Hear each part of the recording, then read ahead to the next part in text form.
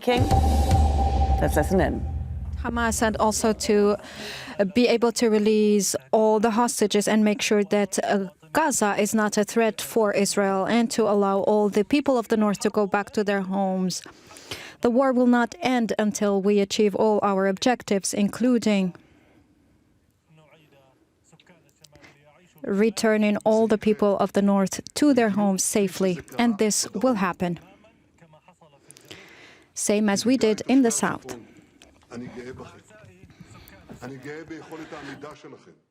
Dear people of the North, I am proud of your steadfastness, and I am committed, completely and fully committed, in order to allow you to go back to your homes and to reconstruct and rebuild your homes.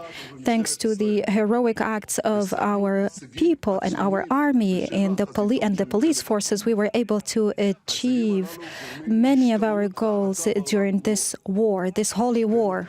Those achievements was also shown to the world and showed our strengths to the world in the Middle East also, including, and first in Iran, we were able to eliminate some of the ability of Iran to manufacture missiles, and also we targeted some of its nuclear sites and facilities. And I am committed to continue to do everything that is needed in order to prevent Iran from having nuclear weapons. This is my main objective, and this will continue to be so, especially when we hear the continuous statements from the Iranian leaders as they have this ambition to possess the nuclear weapon.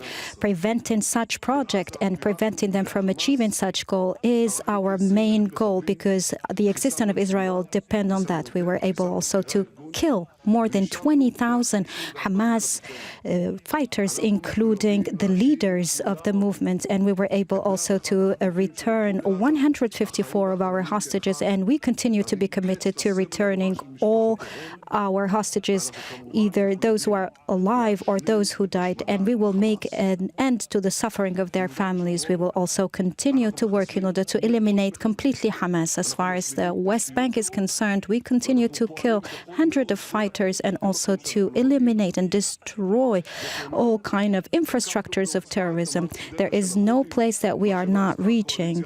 We have also attacked Al Hudaydah port in Yemen, something that the international alliance was not able to do. We will continue to intercept all the missiles thanks to the drones. We also have some challenges that are facing us. In Syria, we continue to block and hinder all the attempts of Hezbollah as they try to send or to receive some weapons.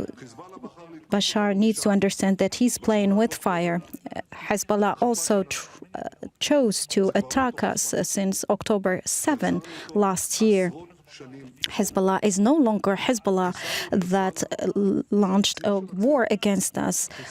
Nasrallah was killed. We have killed Nasrallah, who was the head of this axis, and we have also killed most of the leaders, and we have also killed thousands of their terrorists. We also destroyed all the infrastructure and the parallel underground and tunnels that have been built throughout the past years. We have also targeted different strategic goals and targets in Lebanon. We have also destroyed many places in the southern suburb of Beirut.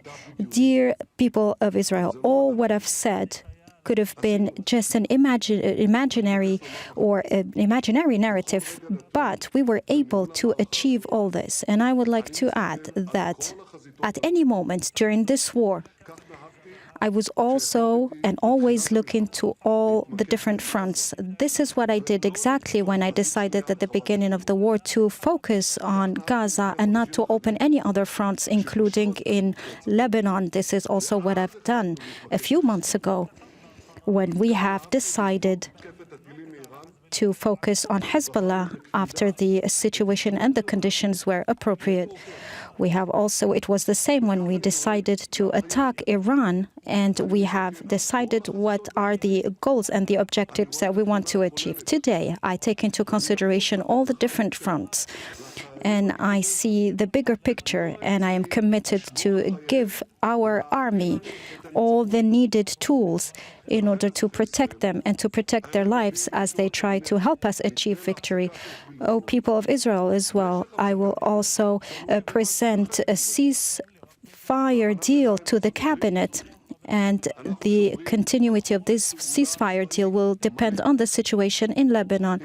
We will also continue to work completely and freely, especially if Hezbollah will continue to try to attack us or to resume their armament, or if they try to attack our southern territory, if they try to build a tunnel or they try to launch missiles, we will respond. I heard that they say that if we will sign or reach a ceasefire deal, we will not be able to respond. This is exactly what they said when we reached an agreement or a truce with Gaza in order to release some of our hostages. They said that we will never go back to fighting again, and we did go back to fighting, and we will do the same. They say that Hezbollah will need just 1 year or 2 years and will be able to arm themselves and attack us again. So if Hezbollah will violate the deal and will try to launch missiles or attack us in the future, we will respond to any attack in the future. I know that some do not believe that we are able to achieve this goal, but many people did not believe that we were going to enter in Gaza by land, and we did that. They thought that that because of the international pressure, we will not enter the Philadelphia Axis. Not only that, we were able to do so, and we were able to attack and to have some operations there. Some people thought that we were not able to attack Lebanon or Beirut, and we were able to do so, and we surprised the world. So after all this, maybe it's now time that you believe that we do everything that we say and our commitment to achieve victory. So why did we decide to sign a ceasefire deal? First, we would like to focus on the Iranian threat, and I will not go through the details. The second reason is that we will try to give time for our army to be able to rest and also to mobilize more soldiers.